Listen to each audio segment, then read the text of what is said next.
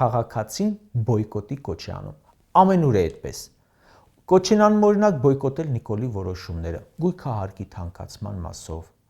Այսօր համացանցը մարդկանց խոսքը լի է տարբեր բոյկոտի կոչերով։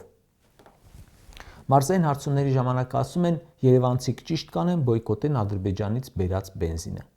Համացանցում էլ նման կոչերով ֆլեշմոբ է սկսել։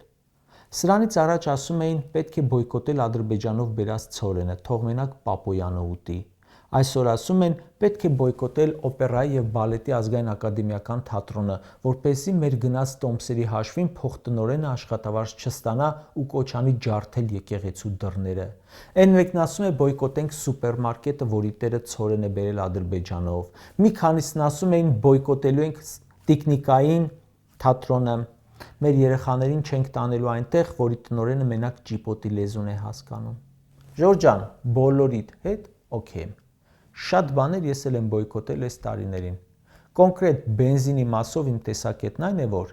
այն պահին, երբ Բաքվում գերի չունենանք ու հայկական Արարատ կոնյակը Արարատ լեռան պատկերով արտահանվի Ադրբեջան, կարող ենք եւ քննարկել այնտեղից եկած բենզինը գնելու թեման։ Իսկ մինչ այդ Ադրբեջանից կամ Ադրբեջանի տարածքով ինչ էլ բերենք, թեկուզ լուսկու չոփ, ազգային արժանապատվության խնդիր է։ Ժորժ ջան,